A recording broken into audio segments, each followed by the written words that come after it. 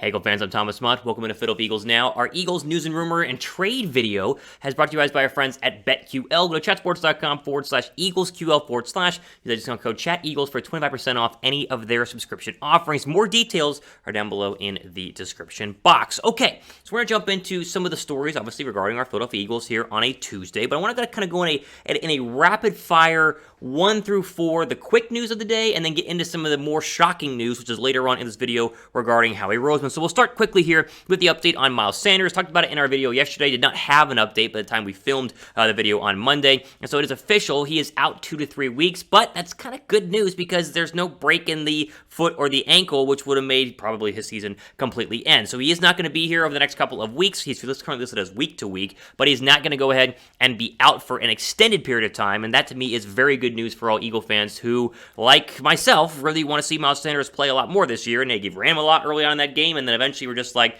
well, he's hurt now, and so we're not going to see him for the next 2 to 3 weeks. So not great news, but it's way better than what it could have been. Sanders out for the next 2 to 3 weeks. I want to move over to a Fletcher Cox quote that popped up in the post-game press conference just a couple of days ago following the loss to the Raiders. It's very eye-opening, and I think we need to hit on it here briefly. I'll throw the quote up on your screen.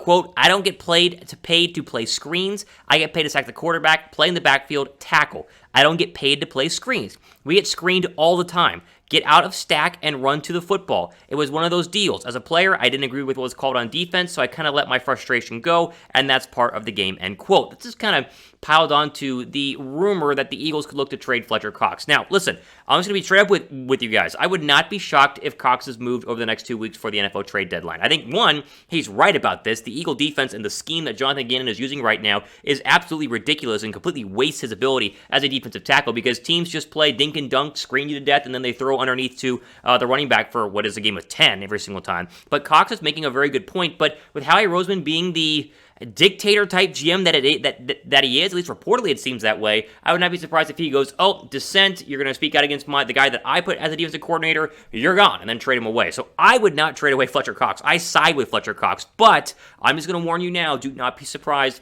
if Cox is moved over the next couple of weeks. You got to find a trade partner for him, but again, I would not be surprised if it happens. And he's speaking out, and I think if he's speaking out, what are they saying not to the media and internally inside the locker room really makes you think. Okay, pin comment down below. Answer this question. Who do you side with? You side with Fletcher Cox, or you side with the Eagles right now, the 2-5 Eagles? Type C down below for Cox, or type E down below for Eagles. Now, the Eagles did make some quarterback moves yesterday, and we, of course, had my buddy Tom here go ahead and fill in because they were late on in the day. I was unable to get in front of a camera, but they claimed a quarterback, and this Reed Sinet guy is not any sort of a factor because all of us were like, wait, why are they going ahead and claiming a Dolphins quarterback? They have 4 quarterbacks on the roster, and then, of course, that immediately led to the Eagles going ahead and trading away Joe Flacco, and, of course, Tom talked about Flacco yesterday, and so I'm not going to stay too long on the Flacco trade, but you want my thoughts, and I'll give it to you. It's a great move. I mean, the fact that Jets are going to give you a guaranteed 6 that could become a 5th-round draft pick for Joe Flacco, a guy who is not going to play this year, fine by me. That's a good move there by the Philadelphia Eagles, and I think that go ahead and bump Gardner Minshew up and potentially keep him as the number 2 quarterback going forward. Totally fine, no controversy there. I think that trading away Joe Flacco was the right move. And again, Tom Downey here at Chat Sports went ahead and filled in for me yesterday, and he has a full breakdown on this trade. You see that picture on your screen right now. Just go to our channel and click on that if you guys want to check out his thoughts and the actual full details of the Flacco trade. But I know people want my thoughts on it, and I'm very happy. Thumbs up, no issues with the trade overall. Now, if the Eagles make any sort of moves over the next couple of days here, and like I said, I think there's a really good chance that they could. We're going to do a trade video coming out tomorrow with some other options the Eagles can do to go ahead and move guys or bring in guys. We will cover it here. Make sure you guys are subscribed to the channel. That is our promise to you, is that we will be your one-stop shop for everything regarding the Philadelphia Eagles, and we try and do it as quickly as possible. You got to film things and edit things and upload things, but as quickly as we can get stuff up, it'll be right there in your sub box. So help us out, go down below and subscribe.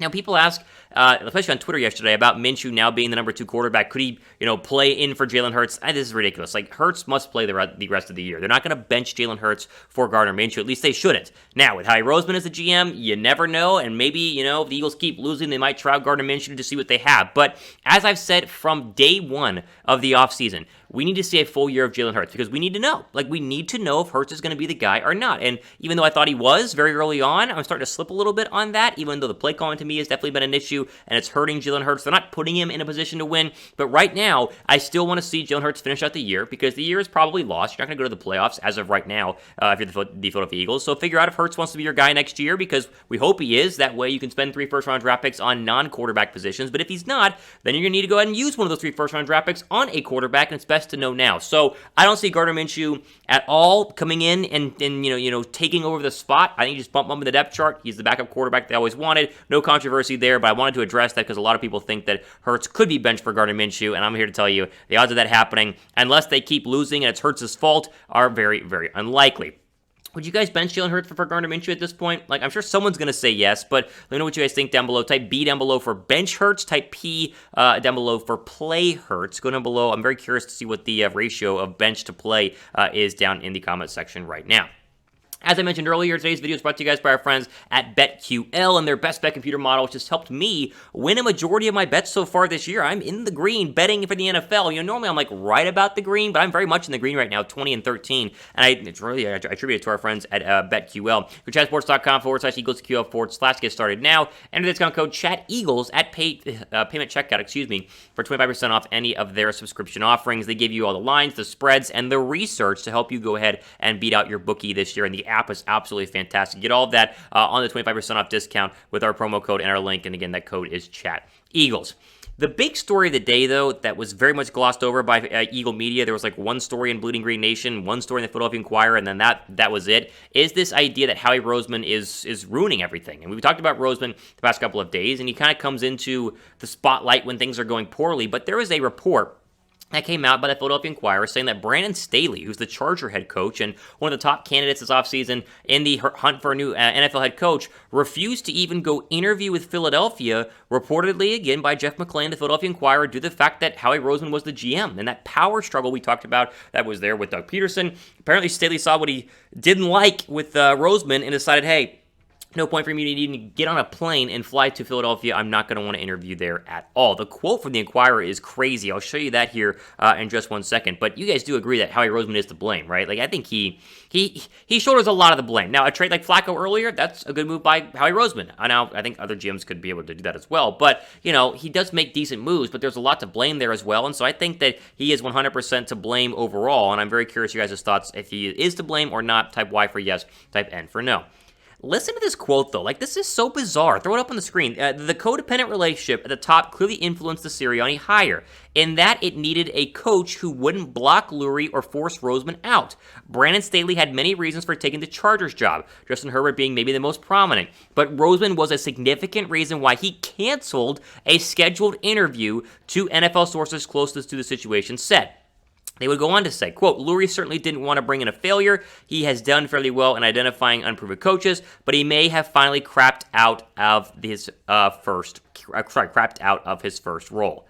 That's crazy. I mean, that is a crazy, crazy, crazy quote right there. I want to break that down a little bit in more detail before we end this video. But first, I want to give a quick shout out to BetMGM, and the best place to go ahead not only get a free year of BetQL, but get your deposits in to bet on maybe the Eagles or against the Eagles this year. Go to chatsports.com/EaglesQL. chatsports.com/EaglesMGM/. You see the link down below in the description box as well. Sign up and create a BetMGM account. Deposit $10 into your account and bet the $10. You'll receive a free year of BetQL in 24 hours of your wager settling.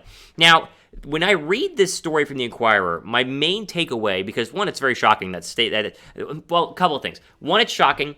Two, it just further, sums up the fact that there is a power struggle right now inside the Eagles organization, and that Lurie and Roseman do not want a coach who pushes back, hence why Peterson was fired and Sirianni was hired. But in terms of Howie Roseman, the bad is outweighing the good.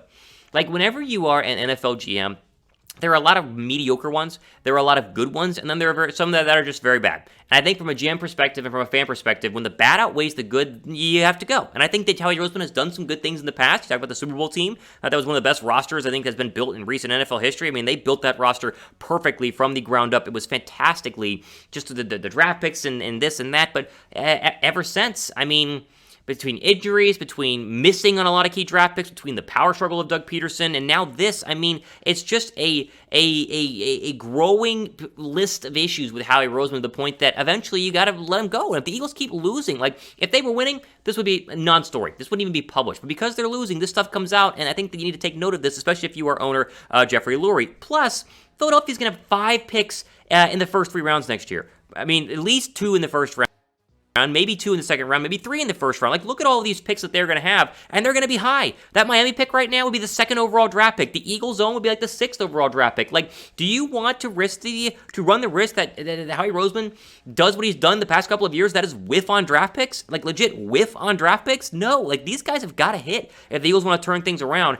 I just think they need to let go of Howie Roseman. I mean, thank you, but you just run the course. It's just gone too long. And I think we're going to look back 10 years from now and go, the Doug Peterson firing was an absolute mistake. And even though I was understanding of it at the time, with what we've seen so far, it looks like it might have been the wrong move, and that could be the biggest vendetta overall on Roseman as a GM. We'll end on this. Should the Eagles fire Howie Roseman? Like, yes or no? 1 for yes, 2 for no. I want your thoughts down below. I'm pressing 1 in the comment section. I think 100% they should, but I'll finish up by giving you guys a chance to go ahead and answer. Again, make sure you guys are subscribed to Philadelphia Eagles Now. We have plenty of great videos coming up next couple of days here, including a trade deadline video, taking a look at some players the Eagles could definitely ship away or bring in order to bolster the team or bring in more draft capital. I'm Thomas Mott for Philadelphia Eagles Now, signing off. Stay safe out there. Enjoy the rest of your day.